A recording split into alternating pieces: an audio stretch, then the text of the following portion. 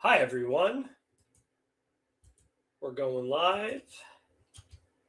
Dropping the link if you would like to join.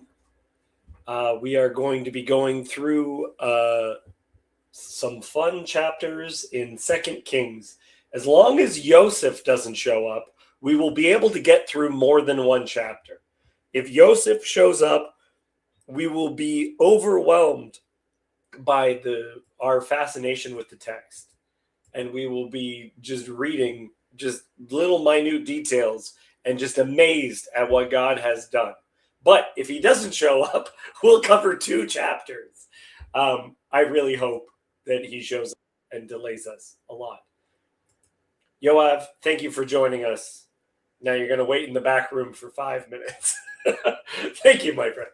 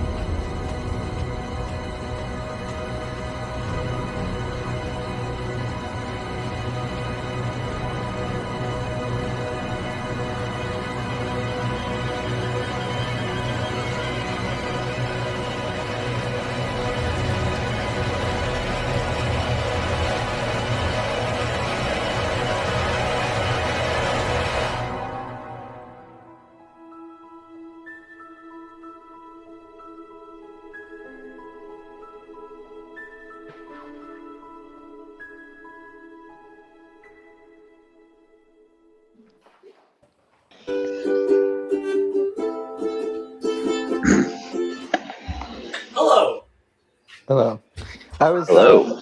I was just listening to some music before. I was listening to One-Eyed Bastard by Green Day. That was Blink 182. That's interesting that you were listening to Green Day, because I too was playing quote unquote pop punk. How's everyone doing today? Solid. Excellent. What Excellent. song of Yoav, Blink-182 is that? damn it. Do you know this song? It's all right to tell me what you think about me. No. It's a good song, Kurt. Track it down. It's better when it's slow and contemplative. Where is all the noise coming from? Is that Is it coming me? from Matt? Yeah, it's possible that it was coming from you. It's the name of the song. I'm sorry. It's the name of the song. Yeah. Hi, Matt. Okay. So everyone seems to be good. Kirk is in a mood. That's great. He's listening to punk. Something. Do you listen to punk, Kirk, on a regular basis? I mean, I have some songs that I like. I like some Green Day songs. I don't really listen to a lot of Blink-182 though. Yeah, you don't. But I don't listen sometimes to a lot of Blink Blink-182. 182. It's okay. It's all right. It's all right. Matt is indoors again. Very strange. Okay, now you're almost outside. It's a big window. Yes. Okay, we're gonna hypothetically get through a passage that's 2 chapters long. The first bits. Okay. Let's just jump into it. Kirk, will you read for me? Will you read that first section, please? Yeah. Now the sons of the prophets said to Elisha, "See, the place where we dwell under your charge is too small for us. Let us go to the Jordan, and each of us get there a log, and let us make a place for us to dwell there." And he answered, "Go." Then one of them said, "Be pleased to go with your servants." And he answered, "I will go." So he went with them, and when they came down to Jordan, they cut down trees. But as one was felling a log, his axe head fell into the water, and he cried out, "Alas, my master, it was borrowed." Then the man of God said, "Where did it fall?" When he showed him the place, he cut off and threw it in there and made the iron float. And he said, "Take it up." So he reached out his hand and took it. So, Yeah, sorry, go you want ahead. me to keep going? I was just going to say, I wonder if there's some sort of connection to Sukkot here. Okay, keep on going. Like that they're building shelters. Is that what you're thinking? Yeah, I mean, I don't know. It seems structurally similar to Sukkot, but I don't think there's an actual connection here. So maybe. Okay. Yeah, I don't know. Yoav, you wanted to delay us. Please delay Uh, us. As usual, I do not understand. There's so much wood around. There are forests that can swallow people. There are forests that have bears in them. And they have to go down to the Jordan to cut trees. It's quite a steep slope going up from the Jordan back to the mountain carrying your logs. Well, we are hitting a section where there's a famine, there's a drought. When these things happen, there's like wood would continue to grow around a water source as it dries up everywhere else. So going down to the Jordan, maybe. Yeah, it's interesting how the geography has changed. The forest does not dry out in drought. And if it does, you just cut the dead wood to make a house of. Mm-hmm. Yeah, it's interesting. Yeah, maybe that's good. Um, it's another water miracle. I've talked to you guys before about Elisha and Eliyahu as prophets related to water. So this idea that they make something float, the thing gets lost and they bring it up. I just don't know. I have no commentary. I have no idea what they're doing. Kirk, I like the possibility of what you're saying. I just see nothing in the text to tell me that, right? It's like, this is a great one where, like, I hope there's a midrash that makes it something. Because right now, to me, it doesn't mean anything.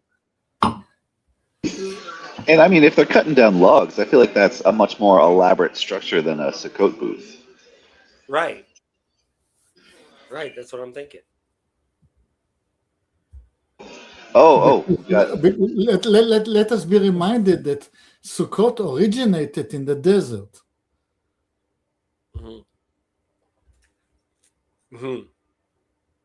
That's interesting. What about cutting down Asherah poles? I know that's explicitly not what they're doing there, but it is a similar sort of motion to. And the last time cutting trees, which was like 2 chapters ago, the cutting down of trees was related to military expansion that was against the Torah, like against Deuteronomy, the cutting down of trees. Okay, somebody suggests maybe they wanted to float the logs down the river. Good idea. And then you get to the Dead Sea. And then what? Well, then they float extra. They extra float. Yes.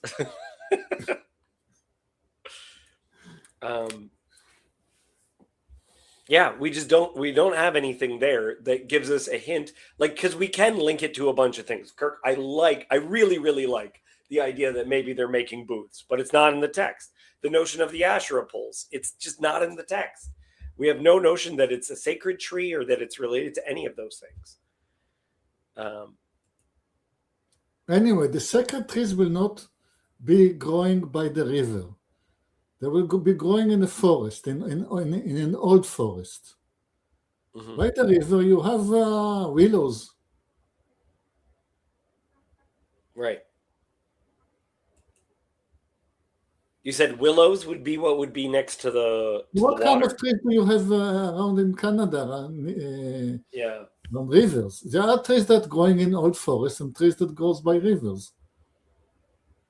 Right, and am I mistaken that, like, willow is not a good wood to build things with, is it? Especially where you have so much forest around. Yeah. Plus the fact that if you clear the forest, you can make a field. Yeah.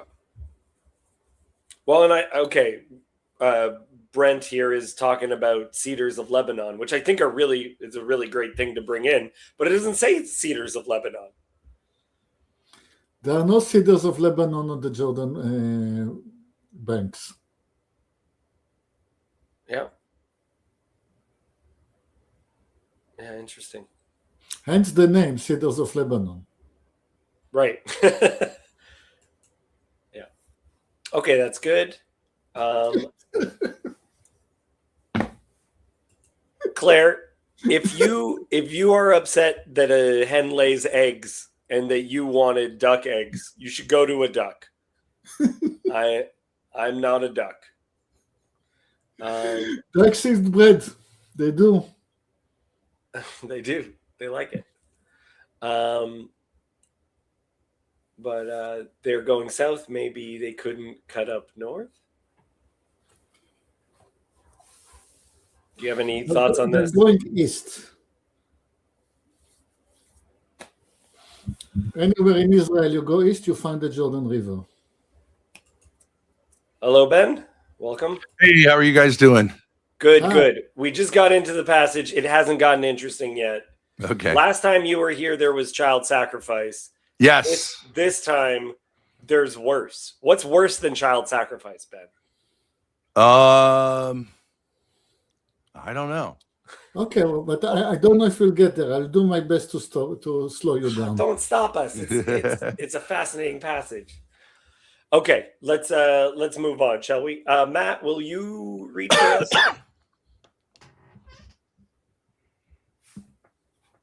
Yeah, let me crank up my screen here. Okay, verse 8? Yes. All right. Once when the king of Syria was warring against Israel, he took counsel with his servants, saying, at such and such a place shall be my king. But the man of God sent word to the king of Israel, beware that you do not pass this place, for the Syrians are going down there. And the king of Israel sent to the place about which the man of God told him. Thus he used to warn him, so that he saved himself there more than once or twice. Okay, let's pause 1 second there. This wording, the man of God, I find very, very, it's a strange label. I like when they use people's names so I know exactly who we're talking about. Because Elisha will be called the man of God, but sometimes man of God is just like a general term, and we don't know exactly who they're talking about. So there's multiple situations where there's the prophet, the man of God, and someone who's a man of God or a prophet can still make horrible decisions or mistakes. Does that make sense? Yeah, I just love the absolute geographical ambiguity of all this. A certain place, more than once or twice, could have happened anywhere. It's very, I don't know, parabolic. Yeah. First of all, whenever they say Syria, they mean the kingdom of Aram.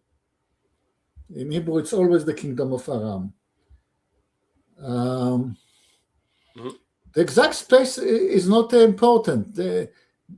It has happened several times that Aram has chosen a place for an ambush, and the Israelis have avoided the ambush. Doesn't matter where the ambush was planned. Okay. I also like the expression more than once or twice. Okay, we're going to move forward. Matt, keep us going.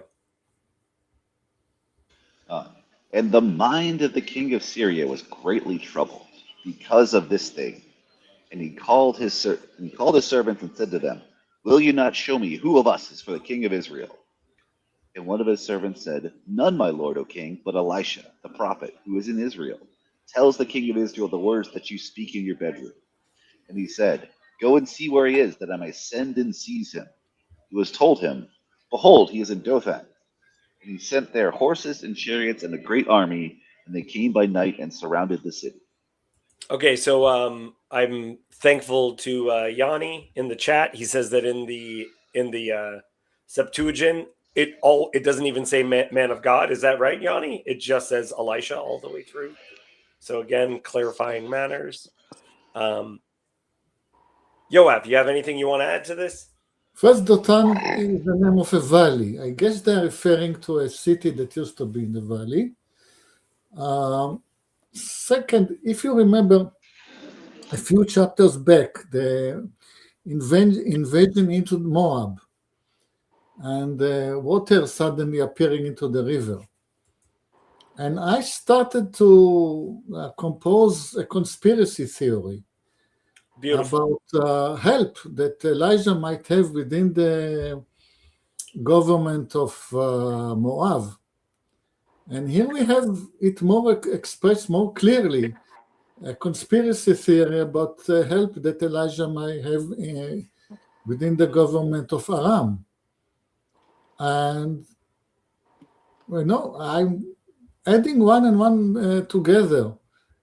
And my money is on actual collaborators within Aram.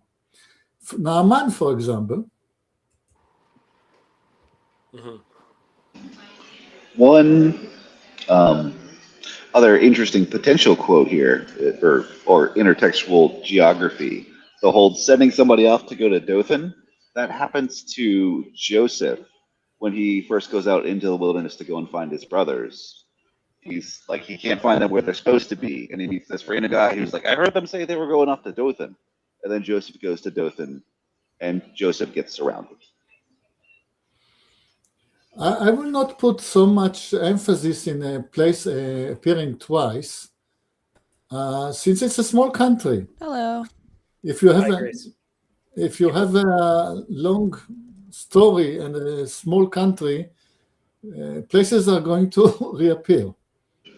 Yeah, sometimes it's just the thing that happened, but there's sometimes the point of, especially since up to this point in the story, everything else has been like a certain place. They found us here and there. Sometimes they do matter. Yeah. So I don't necessarily put a lot of stock in that, other than maybe, I don't know. Yeah. Okay, let's get to the meat of this bit, and then and then we'll get to the very interesting story which follows. I'm sorry, like obviously my bias is coming into the text a lot. This first section is a lot of introduction, and that's just what it is. I think Kirk, can I get you to read again? Yeah. When the servant, excuse me, when the servant of the man of God rose early in the morning and went out, behold, an army with horses and chariots was all around the city. And the servant said, "Alas, my master, what shall we do?"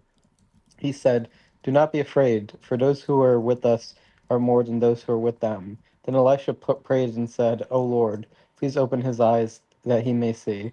So the Lord opened the eyes of the young man, and he saw, and behold, the mountain was full of horses and chariots of fire all around Elisha.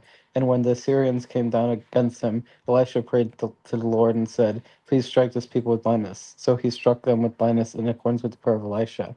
And Elisha said to them, "This is not the way, and this is not the city. Follow me, and I'll bring you to the man whom you seek." And he led them to Samaria. Okay, let's pause. Let's pause there for a second. Grace, I just put you on mute because I heard keyboard sounds. You can unmute whenever. Okay. Yeah. Okay. Dawn is saying how much she likes this part. This is a great part. That God has an army. We're all aware of this, right? And they have horses and like heaven horses and chariots and all that business. We're all aware of this. Chariots wonder- of fire. Yeah, that's what I was going to ask, is that I wonder if the chariots of fire represent anything, like mystically or... Yeah, well, this is a way that we've seen multiple gods are depicted. Like multiple gods have fiery chariots, right? Even the way that when people would depict seeing gods in the ancient world, they emanate light, right? So the being on fire, emanating light, all that business. Mm-hmm. Yeah. Chariots of fire, really cool. Also Elijah, all this is correct. Yeah.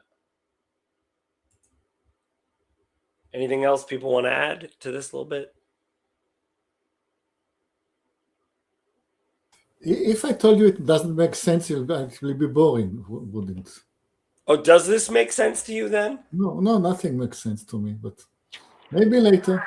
I've always wondered about things like comets, about if an ancient person saw a comet or a meteor, would they call that a chariot of fire?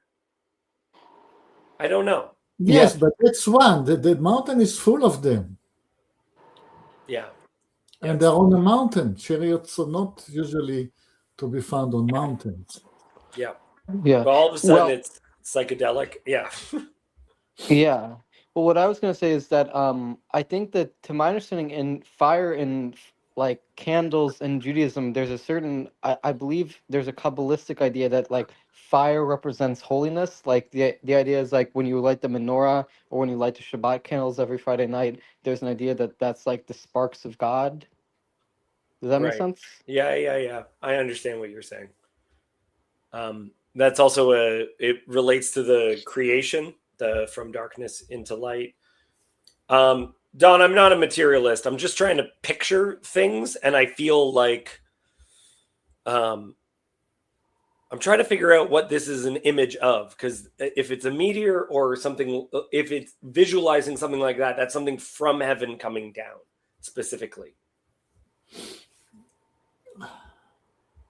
Yeah.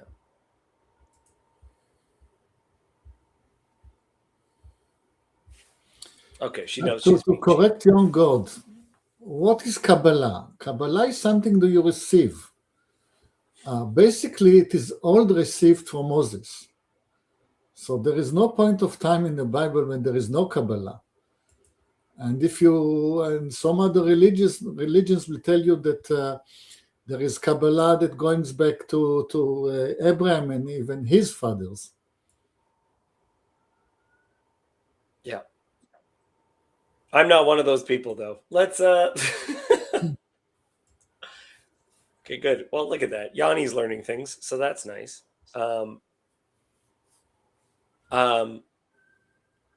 Kirk, finish off this fun bit, and then we'll get into why what the story I wanted to get to. As soon as they entered Samaria, Elisha said, O Lord, open the eyes of these men, that they may see. So the Lord opened their eyes, and they saw, and behold, they were in the midst of Samaria. And as soon as the king of Israel saw them, he said to Elisha, My father, shall I strike them down? Shall I strike them down? He answered, You shall not strike them down. Would you strike down those whom you have taken captive with your sword and with your bow? Set bread and water before them, that they may eat and drink and go to their master. So he prepared for them a great feast, and when they had eaten and drunk, he sent them away. And they went on to their master, and Assyrians did not come again on raids into the land of Israel. Okay, let's leave it, aside the materialistic questions that I might have. As a matter of theology, God and Elijah are out of tune all through the text, not the first time. God had a plan. I mean, he summoned a great army of chariots and horsemen all around the mountains around the city. He probably had to plan something to do with them. And then Elijah said, no, let's just make them blind, okay? And God said, okay, cool, good plan, let's go with that. Same story with the bears. Elisha said, oh God, I think it's time for the bears to eat the kids. And God said, yeah, I'm cool with that. They don't plan things ahead. They have a good conversation and they work well as a team, but never plan ahead. This kind of feels a little bit like the Lord of the Rings when the eagles show up. Like the eagles just show up at like random moments, just these Deus Ex Machina kind of characters just kind of zoom in. This is exactly a Deus Ex Machina situation where the problem can't be solved on its own. So literally God's army shows up and it's a bigger, badder army than the other guy. Yeah, but I don't mind that because it's the Bible. Of course you'll have Deus Ex Machina. But what I'm commenting... Yoav is just upset that there's trees. These are the things that bug him. And what I'm commenting is why have two machines? Why have two? Right. If God has provided the Machina, then I'll say, okay, then a nice car you have. Let's go by foot. Yeah. He's asking the question every Lord of the Rings critic asks. Why didn't they just send the eagles at the beginning? Come on. Right. He's always available. Can I ask you guys a question? I'm Catholic, but I don't know a lot about the Bible, like at all. That's all right. So I'm just curious if I have the basic story here straight. So, like, the really condensed version is the king of Syria wanted to figure out where the king of Israel was or who he was. And his servant said, we don't know who he is or where he is, but we know where his prophet is, Prophet Elijah. So he sent his army to go capture Elijah. And I will correct it. Okay. The king of Syria was preparing ambushes to ambush the king of Israel. And every time he was making an ambush, somebody tipped the king of Israel about the ambush, and it didn't go that way. Spies, or there's people even on lookouts. The king of Syria was suspecting spies in his court. Mm-hmm. And then somebody said, no, it is not a matter of spy, it's a matter of prophets. And then said, okay, let's catch this prophet. Oh, okay. So you're saying the spy thing was before this story where they tried to catch the prophet. The spy thing is what motivated the campaign. Okay. Yeah, and then, that's the end of this story, is with this idea that the Syrians did not come again on raids into the land of Israel, right? Like that part of how they maintained, taxes is one way that an empire brought in wealth, but the other way was just going on raids, maintaining allowing other groups to continue just once a year or however many times a year you come in and take what you want. The historical truth around it is that the kingdom of Aram was very strong, is becoming very strong, and they are genociding. Sorry? The kingdom of what? What did you say? Aram, Syria. Yes, Syria. yeah. Syria in the Bible is like Around. we will give things modern-ish names. Yes. And they were Okay. genociding everybody around, but they didn't touch Israel. And one would wonder how come Israel escaped the bitter fate of other nations. I don't. Who No, is the king of Israel? I don't actually know. Who is that? In the Old Testament, I don't know who it is.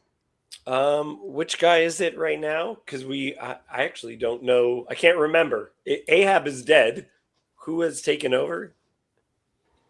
Ben Hadad is king of Syria. I can't even remember who's the king of Israel at this I point. think I don't know if it matters. I don't Yeah. know. I just wondering if it.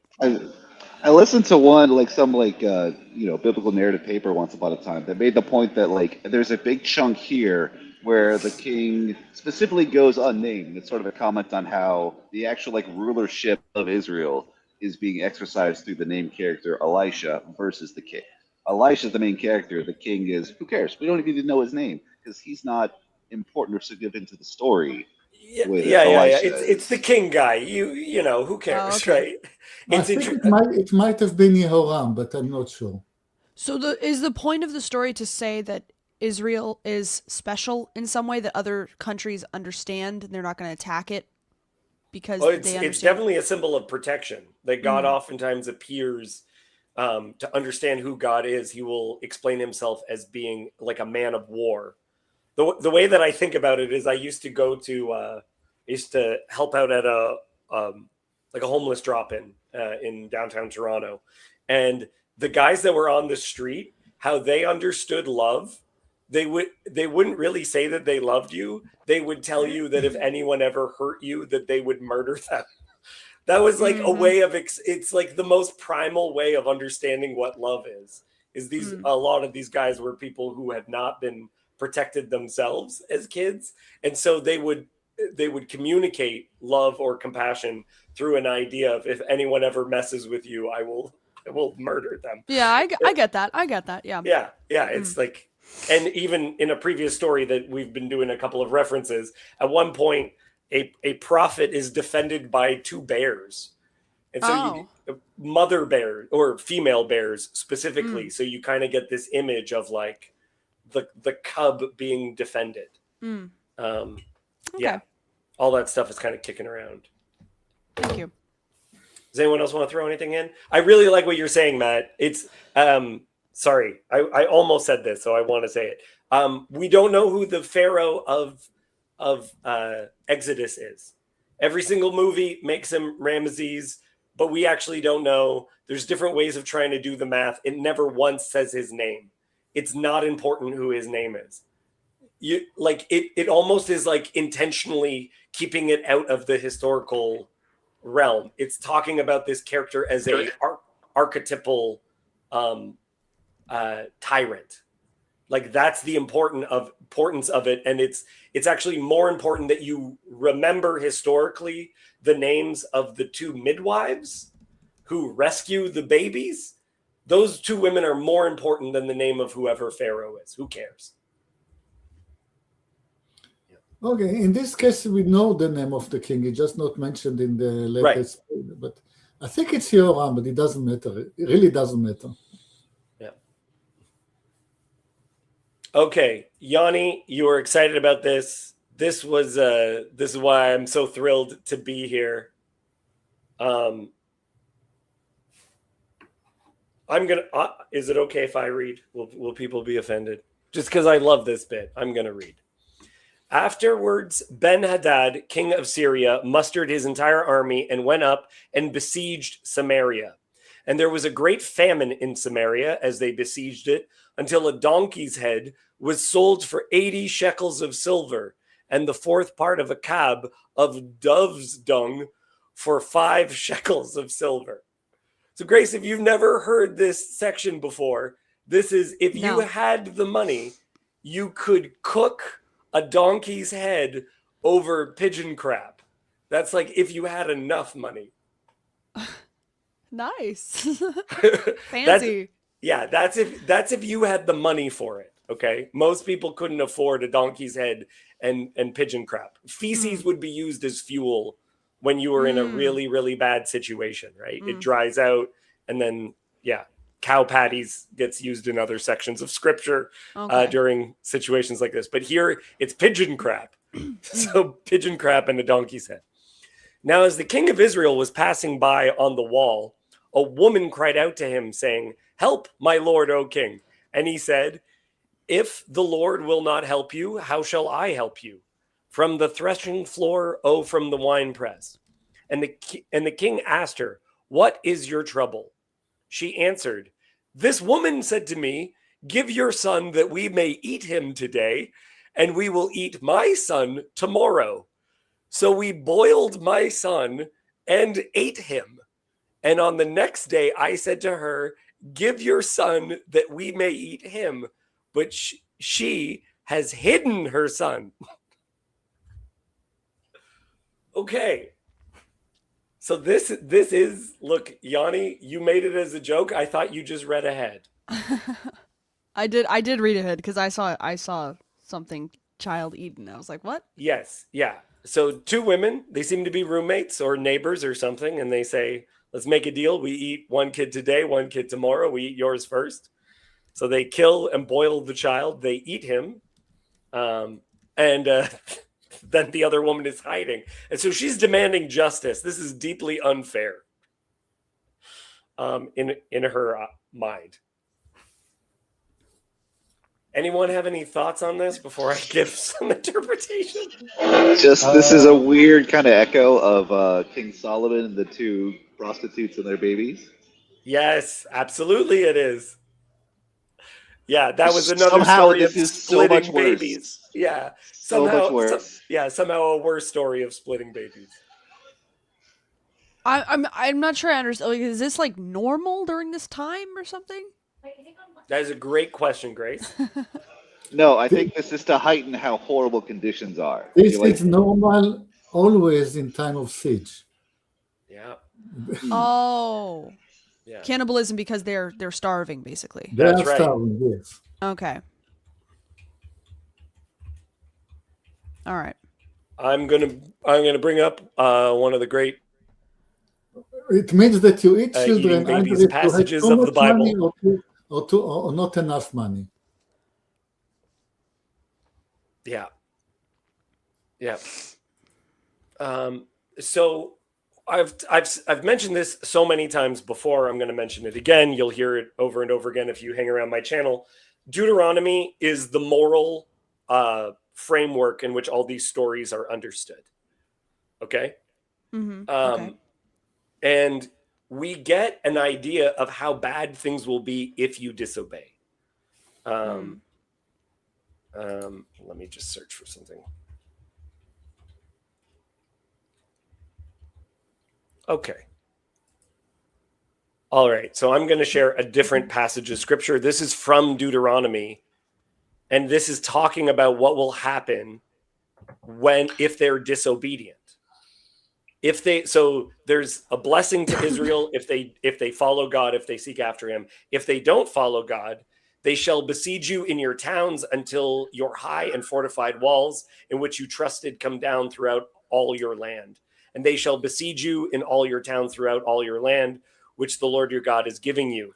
And you shall eat the fruit of your womb, the flesh of your sons and daughters, whom the Lord your God has given you in the siege and in the distress with which your enemies shall distress you.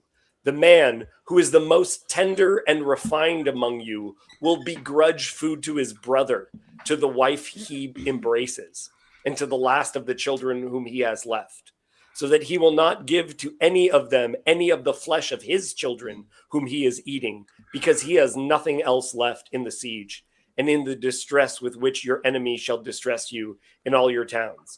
The most tender and refined woman among you, who would not venture to set the sole of her foot on the ground because she is so delicate and tender, will begrudge to her husband she embraces, to her son and to her daughter, her afterbirth that comes out from between her feet, and her children whom she bears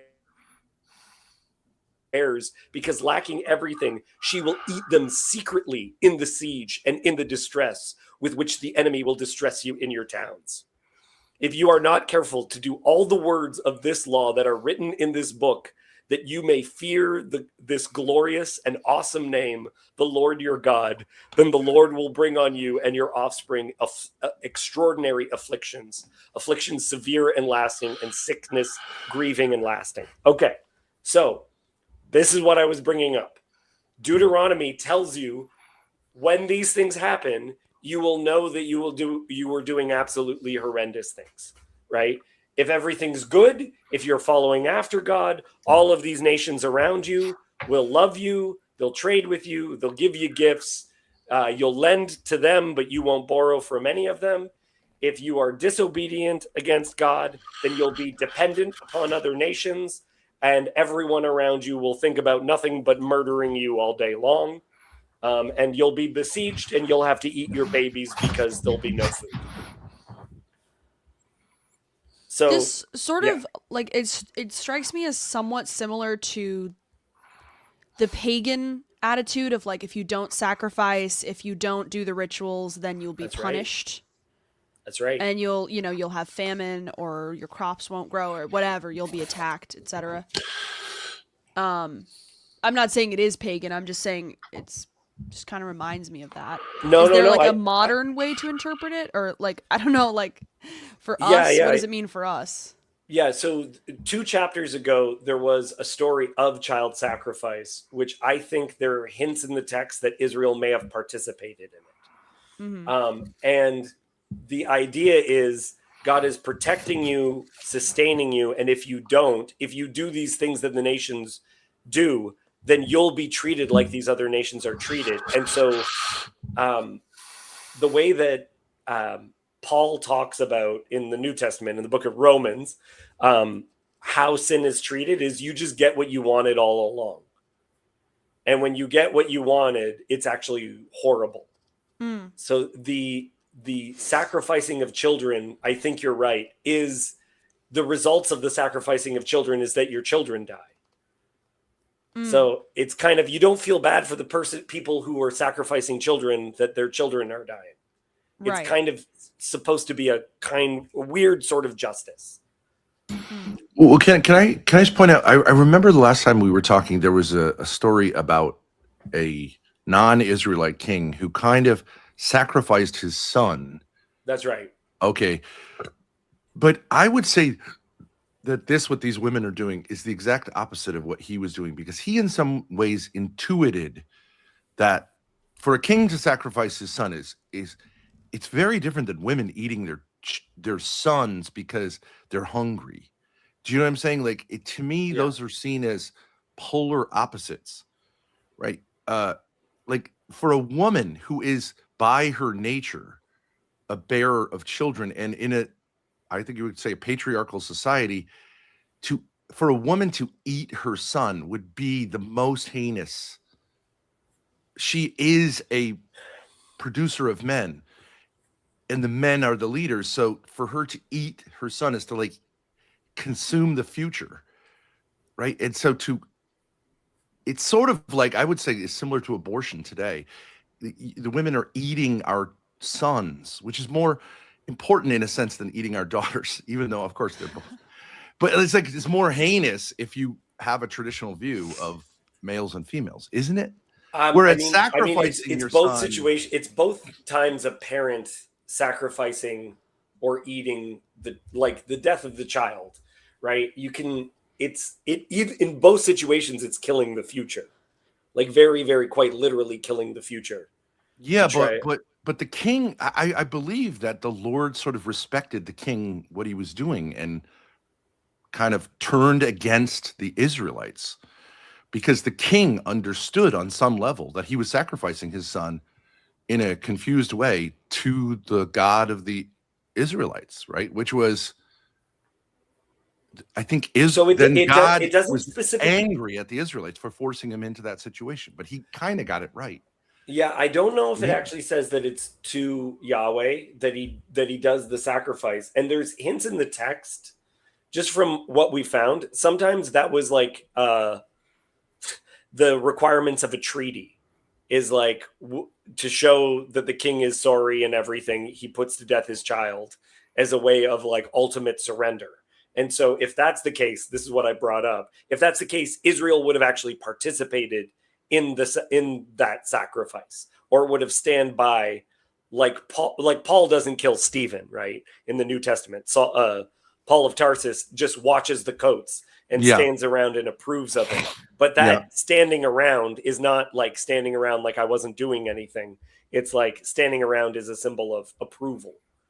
But what I'm saying is, it is sort of complicated, but like from a Christian lens, looking back, we would say, of course, that like the father being willing to sacrifice his son, like the Abraham Isaac story, it's seen as like, we would say it's typological, right? Of the but Ben, what happens to the sacrificed son? Is his flesh not eaten? His flesh true. Is, even there is a kind of eaten. yes. Okay. So, but what I'm saying is, a lot of people will say, I don't have any problem with the New Testament, but I have a problem with the Old Testament. It's barbaric. Okay, but like this, and it's interesting that Grace says it's a pagan thing. I think it's a universal thing to sacrifice to the gods. Like, that's actually the core of all religiosity, is that there's a dissonance between us, right? That needs to be met somehow. And but we see the ultimate solution that God himself has to sacrifice on our behalf, because we can't make up the gap. But that these attempts to make up, but these women are not trying to make up the gap between fallen humanity and the gods or whatever they believe in. They're just just hungry. Yeah, they're hungry, and they will eat their son, which is their it's something future, very primal, which is the essence of who they are as a woman, is to be producers and nurturers, to eat the same person that you breastfed. Is about as disgusting as it gets, and I think that's just eat true. The person that ate you. That's another way of like thinking about it, is that the child eats the mother. Yeah, like, even in the natural world, the fathers will eat the kids, not the mothers generally. That's the true. The mother polar bear will not consume the kids. The dad, if he's hungry enough, will just say, like, I gotta eat the kids. But this is actually, I said it's pagan, but it's actually, it's less barbaric than what we do now. In a sense, you can say, like, well, killing your kid to eat it because you're starving, I understand that, but like abortion is just killing your kid. Just no, but now we use the material for medicine. Yeah, that's true. The aborted fetus material is valuable medicinally. Well, modern society doesn't follow God's laws, and now we're killing babies and making medicine out of them. It actually kind of comes full circle in a way. Which we then put into our bodies, like eating. I mean, it's. I don't know if that's too radical of a take, but I would think that that's why the king of Israel tears his, like, so he's like, I just heard something so crazy that doesn't he say, I want Elisha dead tonight? Yeah. Well, and this is, okay. So I agree with people. We've wandered mildly off topic. Let's go back to it, because it is. I remember the objective of the game today is to slow down the discussion as much as possible. So we will not do 2 chapters. Okay, all right, fine. Well, we got to the first bit that I was like, man, all right, here we go. But as I was saying before, the purpose of the text, bringing in this Deuteronomy passage, is it's not merely it's talking about what the punishment would be if they're in rebellion, right? So even this idea of Samaritans, which I know you guys would know the Good Samaritan, even if you haven't read the Bible a ton, you would know that character. Samaria is the disobedient kingdom of Israel, which is different than Judah. Israel, its capital is Samaria. So this is what's happening in Samaria. So we're going to bring it back in. So the king is being... A nasty comment to Claire. She said she's Catholic, but she hasn't, to Grace, sorry. But she hasn't read the Old Testament much. No. Now that you do read it, and you see the nature of the Old Testament God causing this siege and lifting it just after they have eaten the kids, Mm. uh, that should make you wonder about the nature of this Old Testament God. It's But a Why? Like, how so? He's any step from it will lead you to heresy. So tread carefully. but to me, it's God opens up a way. He pleads in Deuteronomy at the end of the book of Deuteronomy in this beautiful way. It says, "I set before you life and death, so therefore choose life." Right, and he talks about these paths that you can go on, and it's essentially, if you go on this one direction, it goes into hell on earth territory. Yeah. Right, and it's some of the places where there's some of this child sacrifice is Gehenna. It's literally Gehenna is the place where some of these things take place. So it's you disobey God, and what you bring about is hell on earth. That is Yeah, but yeah. I agree that blame mostly rests with the humanity. No question about that. But what is the nature of this God? That, I mean, he does change his plans. I mean, he was planning to use all these chariots and horses to fight the Syrian army. Yeah. And then one man suggested another plan, and he said, "No, fine, we'll go your way." So, Well, Yoav, can I tackle your thing about what this does with the nature of God? Because we talked a lot with atheists, and they will bring up the Old Testament and say the God of the Old Testament is cruel and mean, but he's also ethnocentric. He's chosen a certain people arbitrarily, and he protects them and kills the other people. Well, it seems like God is more fiercely violent towards his own people and holds them to a much higher standard. So to be one of the chosen people is to be held to a much higher standard, which I think exonerates the claim that God is unjust or is like ethnocentric. It's like, yes, and in the it seems previous yeah, okay, be a Syrian, you got a much better deal in the sense like God understands you don't have this relationship with him. It's like a woman, we also are in a lot in the red pill space, and people say like, oh, I want a strong masculine man, but I also want him to always be on my side no matter what I as a woman do. And I think it comes with the territory that same man is going to protect you from those who attack you, but is also going to attack you if you are messing up your family. And I think that is a good man. So I think God here looks like a good leader, not someone who's biased in some sense. Okay, I want to jump back into the text. I want to get back into it to make sure that we're actually covering at least the chapter that we're going through. A lot of the themes that we're talking about are in the text, without a doubt. It does seem to be that God is allowing them to become like the other nations. You want to become like the other nations, then you're not under the protection, and what happens in siege is what's happening to them. So let's continue on. Kirk, are you still with me? Yeah, I'm here. Okay. Did I move this? Okay. Okay, so the story of the eating of the children, that has happened. We're at verse 30. Go ahead, Kirk. Okay. When the king heard the words of the woman, he tore his clothes. Now he was passing by on the wall, and the people looked, and behold, he had the sackcloth beneath on his body. And he said, "May God do so to me, and more also, if the head of Elisha, the son of Shaphat, remains on his shoulders today." Okay. Finish the chapter for us, won't you? Elisha was sitting in his house, and his elders were sitting with him. Now the king had dispatched a man from his presence, but before the messenger arrived, Elisha said to the elders, "Do you see how this murder has sent to take off my head? Look, when the messenger comes, shut the door and hold the door fast against him. Is not the sound of his master's feet behind him? And while he was still speaking with them, the messenger came down to him, and he said, This trouble is from the Lord. Why should I wait for the Lord any longer? Yeah. So okay. And now for something completely different, as they say. Well, not completely different. A continuation. How this story gets resolved.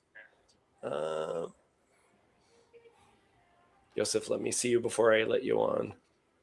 There he is. Yosef! Okay. So now we have to start from the beginning, and Yosef should explain everything. Of course. Of course. Yosef, we are covering the story where the babies get eaten. I And the actually have some siege. questions to Yosef, but not related to the text. Then not here, Kirk. You know the rules. Okay. You cover your personal questions elsewhere. Sorry, I will catching up. Okay. So you've done the So But in all letters. seriousness, I did have some questions related to the text for Yosef.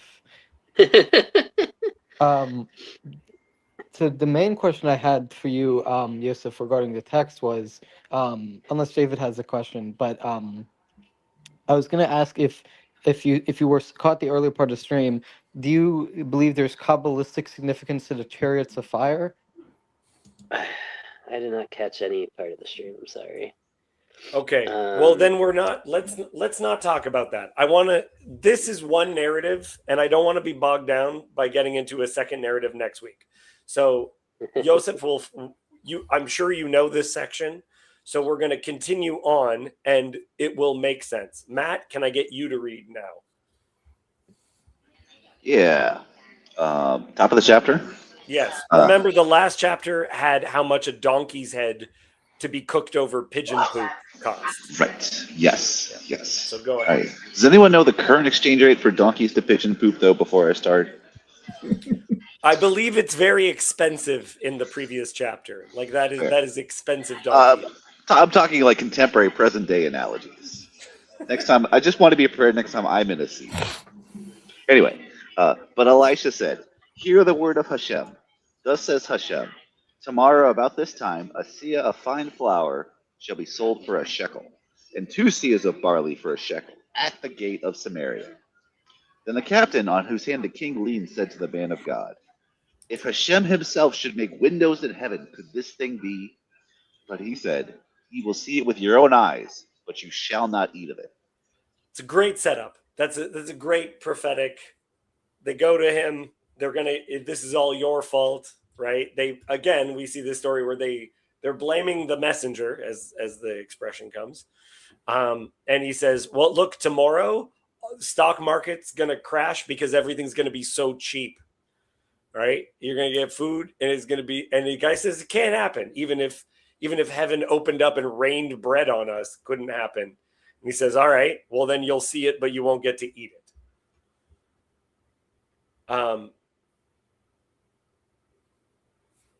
Does anyone have anything they want to throw in before we get to the lepers?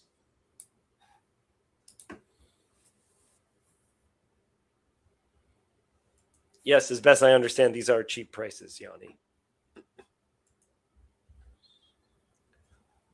Okay, I'm going to read now. Now there were 4 men who were lepers at the entrance up to the gate, and they said to one another, "Why are we sitting here until we die?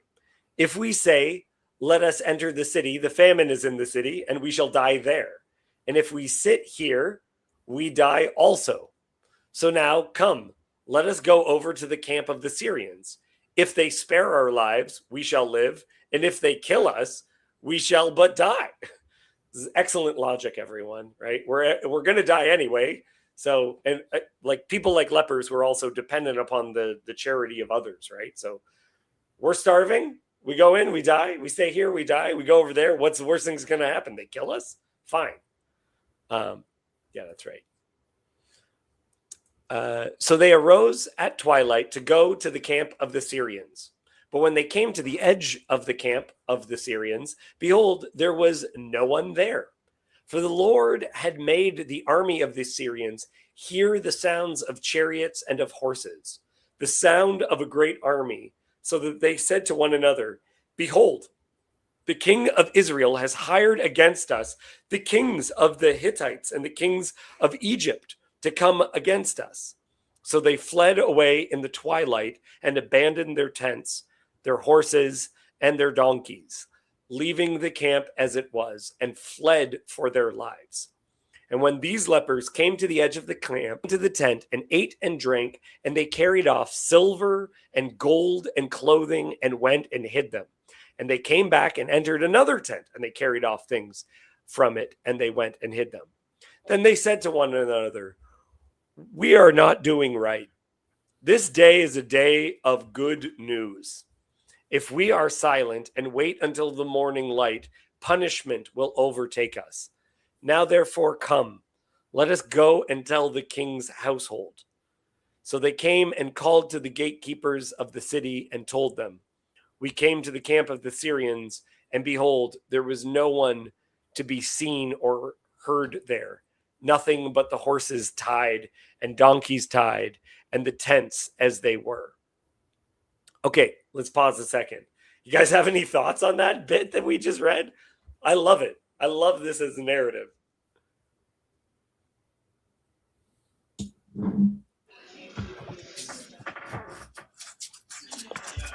And we've got more chariots that are coming into play, and the lepers seem to be in like as equally desperate of a situation as the women from the previous passage. Can I make a comment? I haven't studied extensively the stuff, but you guys familiar with like Joseph Campbell, the story of the hero, like the study of myth and like fairy tale, and I think that has to do with Jungian archetypes and things like that. And I'm not sure if you guys feel comfortable going there, but I think we have, as moderns, often missed the aspect of God being a trickster. And often in these trickster narratives, the people who you would least think, have no status in society, couldn't be worse than a leper, right? And they're kind of saying like, well, F it, like whatever, right? Like, so they're actually acting like much like the Jack character in fairy tales, where Jack is sort of a bumbling idiot who does the right thing. And I just find it interesting. That's very Jewish, I think. And I think God is very Jewish because the Jews are very Godish. And people see that negatively as like, but I really do think that like there is this way in which this comes across much like a folk tale. And it champions the faith of these four like morons, kind of, right? Like sort of like the people who are least. I can explain it very easily. That was not God's original plan. God was not a joker to begin with. He was preparing an army of chariots of fire all over the mountains. Mm-hmm. And he was preparing for the grand battle of Gog against Magog. Mm-hmm. And then came this one Jew, Elisha, and said to God, well, let's trick them. And God said, yes, you know what? Good plan. For now, how are we going to play the trickster? It was the Jews' idea, not God's. Yeah. Well, to be the trickster? Yeah. Okay, explain to me. So God had a kind of conventional, you guys are going to win against this army? Is that what you're saying?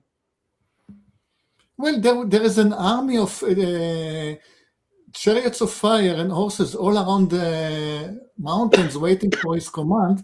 Just nobody can see them. Mm-hmm. And then Elisha said no to that? No, let's just trick them. Okay. Yosef, you were about to say something about it. Yeah, go ahead. Well, yeah, I mean, so this isn't just specifically Jewish, right? This is this big change that happens in myth, which is something that Campbell doesn't, like I think he actually loses because he tries to universalize it, which is in the ancient Near East, like if you remember, when David and I can't remember who else like studied Gilgamesh and had their streams.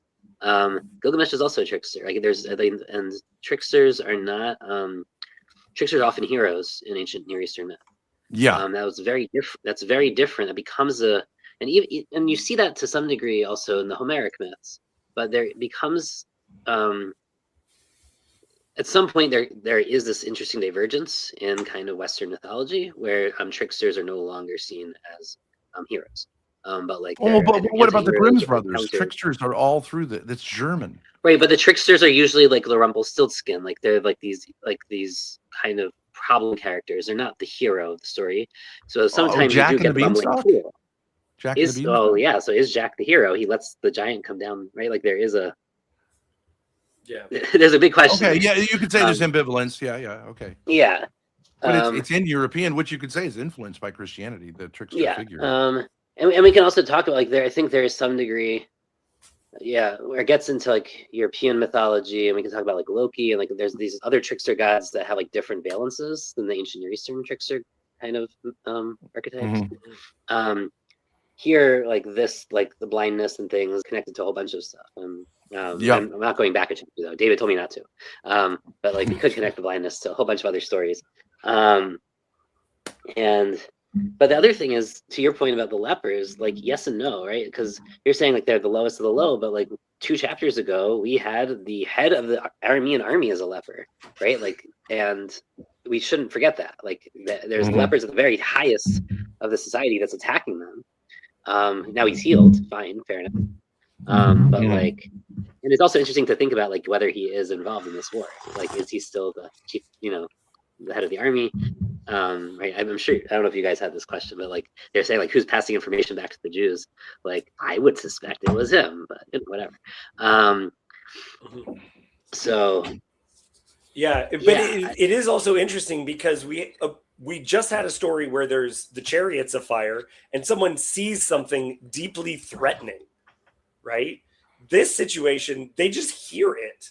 So it's almost like I knew this guy and he would show up. He got sirens put on his truck that he could turn on just so he would show up to like parties and just convince people that the cops had shown up for like 2 seconds. He'd play a police siren on his speakers and he just like had a thing that he would turn on for like 2 seconds. And it was just like he was as a trickster thing, just to laugh at his friends, like booking it into the woods or whatever, right? Like it's kind of that sort of story where we don't see the thing that's violent that could actually kill them. They just hear a noise and they all run off. And you got to kind of have like the beginning of like a post-apocalyptic movie, right? Where he's just walking through the city and it's just completely empty and they can take whatever they want, right? Yeah. I also thought Ben, sorry, go ahead.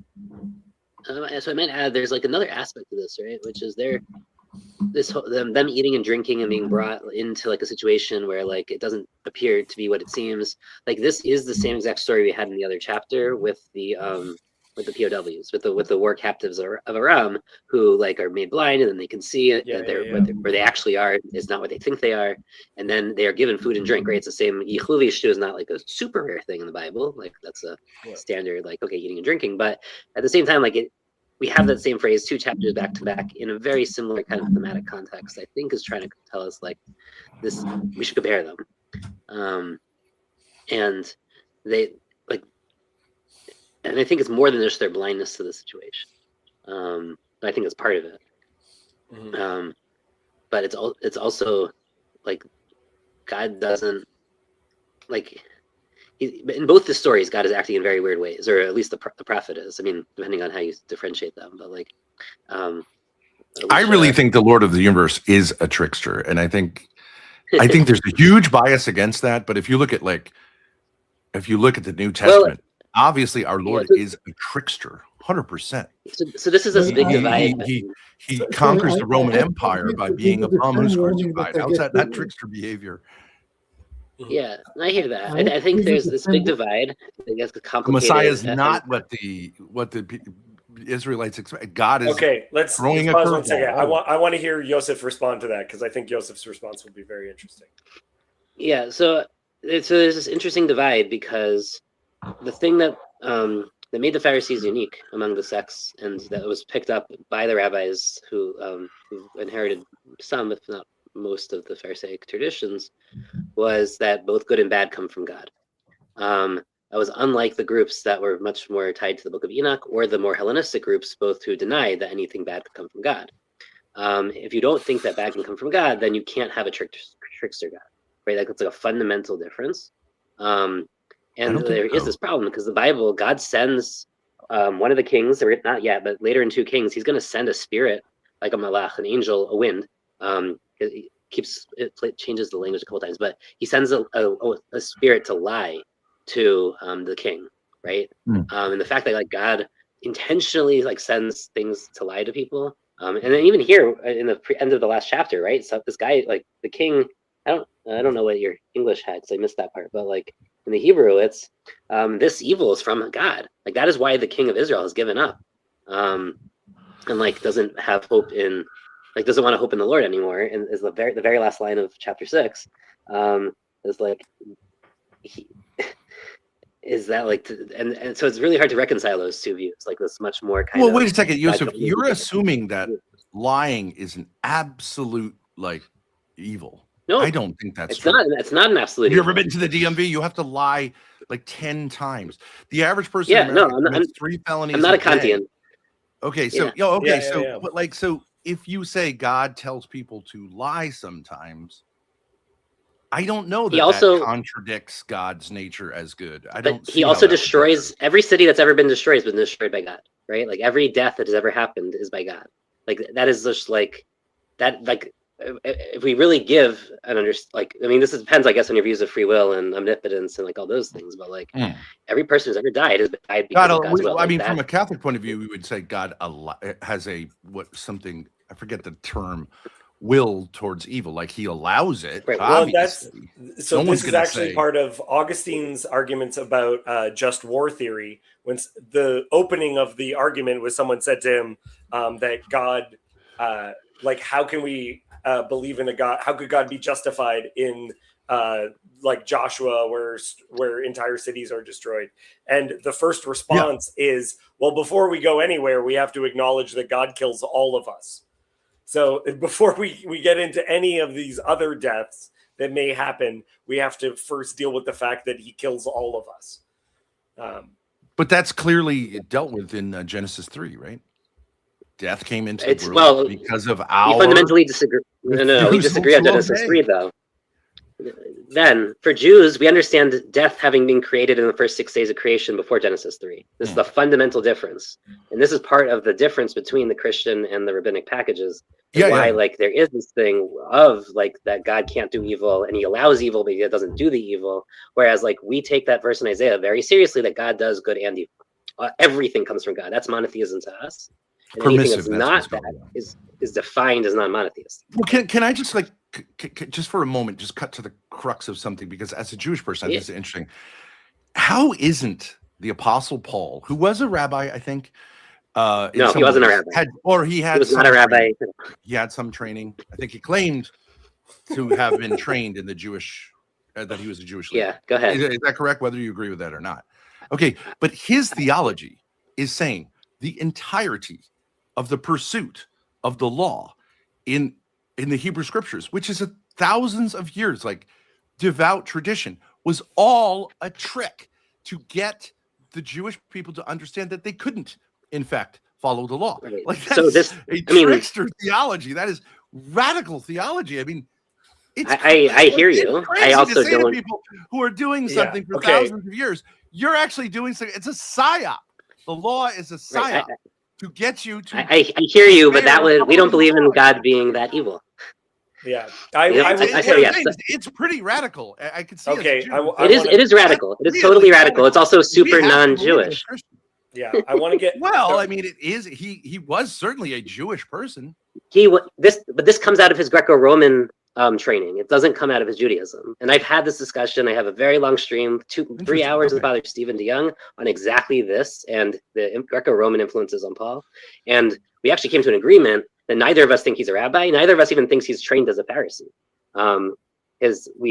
For various reasons. And he's an Eastern Orthodox, a priest. But like, but you would understand that the Christian point of view is that Paul is canonical, inspired by. I understand he's canonical There's for no you. room For to us, move on this, and it's but for us, he's sorry. trained in the Greco-Roman tradition, and he's not his exposure to Pharisaism is very limited. He does not Okay, speak like a Pharisee. The way he doesn't speak the way Jesus does. Jesus very clearly speaks. I'm Anyway, putting the foot let's get down. that. Putting the foot down. Yep. Thank you. Okay, we're stopping this conversation because I want to get through this passage of scripture. That's what the intention is, and to talk through that. Yeah, there's other streams which you can follow that are also on this channel. Yosef is a good person if you want to talk to him separately from it. He's not too hard to contact. Yosef, you could share your contact information if, Ben, you want to talk to him elsewhere. I just want to get through this. Matt, let me bring you in. Where were we? Okay, we're at verse 11. Go ahead. So they've brought in the goods, or they've found the goods and they announced it. Go ahead. Gotcha. So then the gatekeepers called out and was told within the king's household. The king rose and Matt, sorry, I got to interrupt you because you are very loud over there. So okay, Kirk, yeah. Kirk, I will bring you up to read then. So Kirk, if you'll read from then. Then the gatekeepers called out, and it was told within the king's household. And the king rose in the night and said to his servants, I will tell you what the Syrians have done to us. They know that we are hungry. Therefore, they have gone out of the camp to hide themselves in the open country, thinking, when they come out of the city, we shall take them alive and get into the city. And seeing that those who are left here will fare like the whole multitude of Israel who have already perished, let us send and see. So he took 2 horsemen, and the king sent them after the army of the Syrians, saying, go and see. So they went after them as far as the Jordan, and behold, all the way was littered with garments and equipment that the Syrians had thrown away in their haste. And the messengers returned and told the king. Okay, let me go down deeper. Okay, so we see it. They think maybe this is a setup, that they've just tricked us into coming out here to kill us, but then they go and, like, sure enough, it seems legit. Okay, I'll read to the end. Then the people went out and plundered the camp of the Syrians. So a seah of fine flour was sold for a shekel, and 2 seahs of barley for a shekel, according to the word of Hashem. Now the king had appointed the captain on whose hand he leaned to have charge of the gate, and the people trampled him in the gate, so that he died, as the man of God had said when the king came down to him. For when the man of God had said to the king, 2 seahs of barley shall be sold for a shekel, and a seah of fine flour for a shekel, about this time tomorrow in the gate of Samaria, the captain had answered the man of God, if Hashem himself should make windows in heaven, could such a thing be? And he had said, you shall see it with your eyes, but you shall not eat it. And so it happened to him, for the people trampled him in the gate, and he died. Okay, so that's the end of the story. So we get some nice divine justice. It kind of makes... Yoav, is this even confusing to you? I know you like to be confused. Well, but is this confusing? It has a nice fairy tale ending. Yeah, I want to repeat my warning to our guests. This chapter, as some other chapter in the old scripture, can very easily lead you to all kinds of heresies.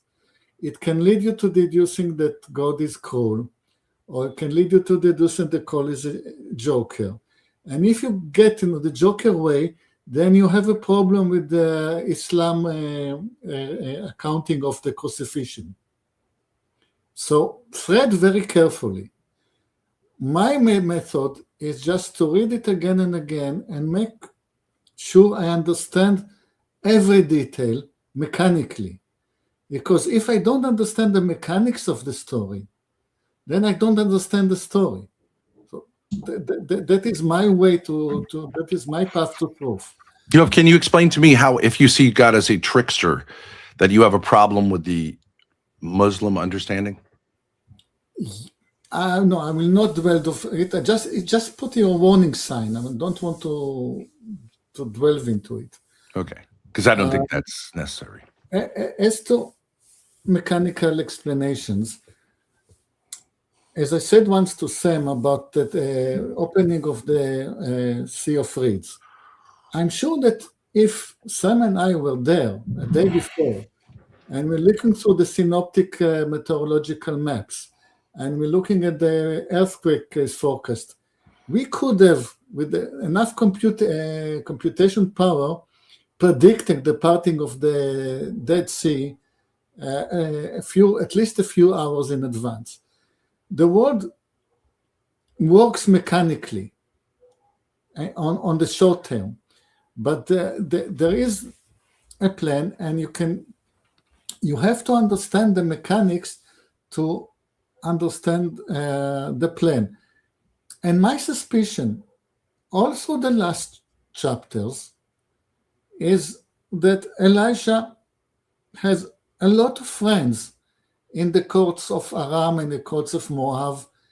I think there is some kind of a political grand story behind it. And it doesn't reduce any of the miraculousness of the event, because it makes the miracle even larger. Because, as I said, it's an historical fact that the kingdom of Israel existed at the time. Those kings existed and they are mentioned in tablets by the other kingdoms. And it's a historical fact that the kingdom of Aram was rising, and they were killing everybody around them, and that they haven't killed Israel. And that fact is the grand alluding to. End of speech. Well, and it's very interesting, this story, because we still use apocalyptic stories as a way of, like, people are talking about edge cases, and but we love edge cases here too. This, like, we still use the apocalypse as a way of talking into things as like a worst case scenario where we push ethics to the max. Is a situation, is what we still use post-apocalyptic stories to get into, right? And this is a apocalyptic story where the solution comes. It's multiple stories in a row with Deus Ex Machina, where it's God's involvement. And in this story, it literally is the gospel, right? It's the good news. They talk about the good news that they're going to tell about what has happened. That it's an apocalyptic story where it's interrupted by God, right? And it is showing the edges of things. And this hell on earth is a warning given to us from the foundations of Scripture, right? That in Deuteronomy, if you do this, then this is the direction everything's going to go. And it's gone there. Isn't the way I would read it, I'm taking the scriptures as us coming to know our Creator in a particular way. And so when we're trying to find out about him and how he interacts, here, I think the main story, the guy who looks like an idiot here is the king. Yeah. He gets mowed down by his own people, right? So clearly God does not have any respect whatsoever for titles and kings who don't listen to him. But it's his own fault. He just doesn't listen. The lepers get it, even though they're just selfish. But like the king is so full of himself. Is that not true? What's going on here? It's like the opposite of a glorification of our leader. It's just like the opposite type of story, unless you see that the leader is actually God, not these bumbling idiots known as the kings of Israel. Am I incorrect? I believe it's not actually the king who gets trampled to death. That is correct. Did I read that wrong? Yeah. Okay. Yeah, It is aid. It is close aid. Okay, but it's a surrogate for him, right? In a No. I still get what you mean. I just wanted to make sure that we are looking at the story correct, because there is part of the function of this is supposed to be a correction on the king, because the king is supposed to be aware of Deuteronomy, and through that, him seeing this situation should be illuminating him that this is a result of them abandoning Hashem, that they've gone against Hashem, and this is what happens when you abandon Hashem. But instead he says, no, God can't save us. God can't help us. All that stuff. Yeah, so it's just pure stupidity, right? God is telling you, the creator of the universe is telling you to do something. You're like, I got a better way, and you get run over by your own people. Isn't that the story? And so I agree with So you. I've been saying like you should be careful about heresy because yeah, it's I don't know how you don't so just read it straightforwardly that way. But anyways, I want to suggest something else. Maybe a more generous reading here. Okay. Because the king, like Alicia helps him in the beginning of chapter 6. They have this army of fire. Like God does this miracle with the blindness. Like it actually seems like great, and that God is like doing this fighting on their behalf in different ways, and he's helping the prophet lead them. And then you have the cannibalism, and like the king is distraught. Like he is like encountering a theodicy, right? Like this is like how, like despite everything God is doing, like my people are still suffering, and like I don't know what to like do about it. And the way his impulse is to basically lash out at Alicia and say, I'm going to kill you. Like your God who can do all this, who has done all this. Like, and I don't think that's stupid. I mean, I think like he's dealing with like a real serious grief of his own. And you could say it's either his own failure of leadership, but it's not even that, because like things have conspired against him, like the world, and despite God, like it's just like it seems like why isn't God doing more? So of course, like he has this like dissonance, and he wants to lash out in this way, and despite that, Alicia still stays in the city. He's still like, right, he's there, he's talking to the king's guards, right? Like they're not like arresting him, they're not actually killing him, even though like that was the threat. And to me, that here is not necessarily that the king comes off as bad, as much as like the king actually seems pretty genuine in his being distraught. Now the captain of the guard, I don't actually see as a substitute for the king. I do think like, okay, the king might be, and this might be a commentary on like maybe the king is actually not so bad. Maybe he is genuinely like doesn't know how to deal with this like theological problem. But like whatever he feels, like that has not trickled down to like his closest advisors, right? Like the guy who is like his right hand man, literally, like doesn't have those sorts of sensitivities. And we saw this with King David and with his captains of the guard, right, who also were rather pragmatic, but a little bit cold-hearted and not really into the whole theology aspects, right? Like they were going to do what they were going to do to protect the king and to ensure their own power and their families, and that come what may. But they didn't really root their fighting for David in theology. And I think that we see that sort of here too, where we're getting like there is this disconnect between the king and his people. We actually have that with the king of Aram, because we also have the king of Aram and his right-hand man, who also now have a disconnect after the Elisha story in chapter 5. So we also have another point of comparison there, which is kind of interesting. Okay, but what I'm saying is, if this is a story written for us to get to know God better and how he works with us, I do agree that we would identify with the king because we're idiots. To strike out at God's prophet because you failed is very human, but clearly we are supposed to see him as an idiot. Right? I mean, why would you kill Elisha? Because your people are starving because you didn't listen to God. Yeah. So look, it's interesting. Like, there's a lot to be said here. I mean, we didn't start the next chapter, but Elisha, we did not know this before, but he knew about this famine beforehand, and he did not warn the king. Like he knew there was gonna be a 7-year famine, and like there might be real reasons where prophets mess up. Like then there are prophets who mess up. I mean, like many, including Elijah, right? Like we just had, like we know that he messes up, and this Elisha also seems to have a failure. It doesn't, just because they're a prophet doesn't mean that they also kind of get off the hook. Just like the king doesn't get off the hook, and God, like the prophet doesn't get off the hook either. And the prophet isn't always. Sometimes the prophet has lost their kind of authority to lead, or they make just a genuine mistake.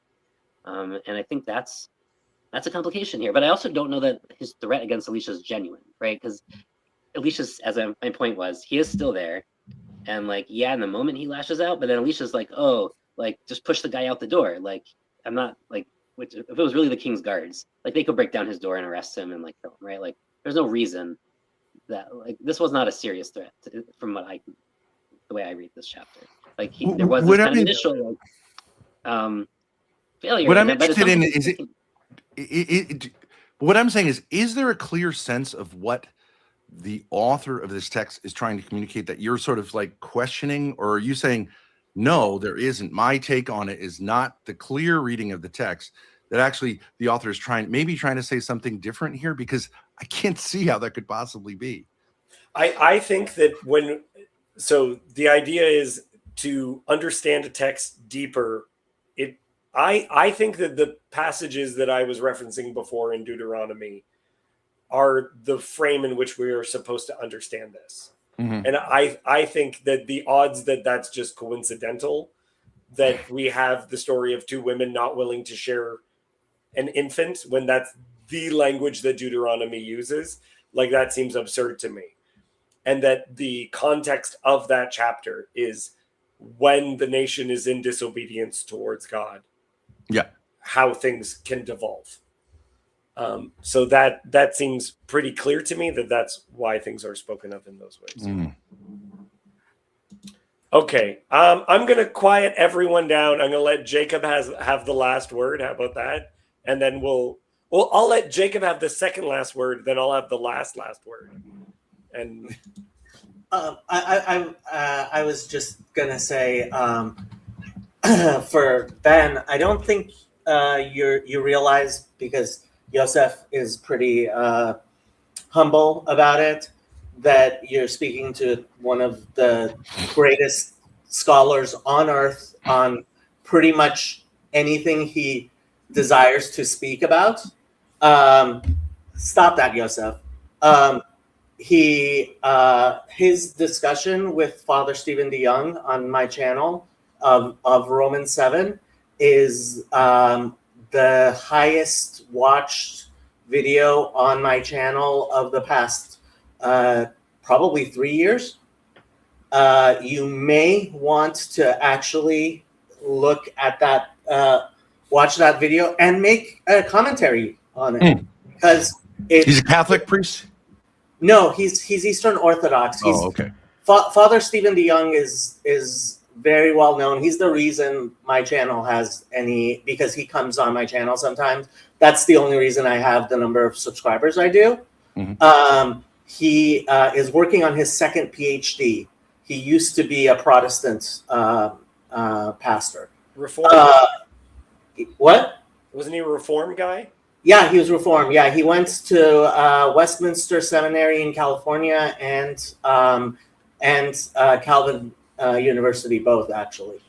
Yeah. So are you saying I've been disrespectful to Yosef? No. I see on the internet, unfortunately, and this is part of my whole project, is we don't really see the hierarchy that you would in real life. When someone like Yosef walks into the room, I stand up, because Yosef is somebody who has a great amount of wisdom, which he hates me talking about. But for example, there was a conference a few months ago, and Yosef was the headliner of that conference. Lots of people listened to Yosef because when you take the time to actually listen to him, you realize he's not just another random person on the internet. He's somebody who's taking time off from his dissertation at Georgia Tech in robotics to come and discuss Judaism at a level that vast majority of rabbis are not capable of doing. And I realize he feels embarrassed by this, but that's because he needs to get over his shiflut. When you can't tell the difference between his face and his shirt at this point.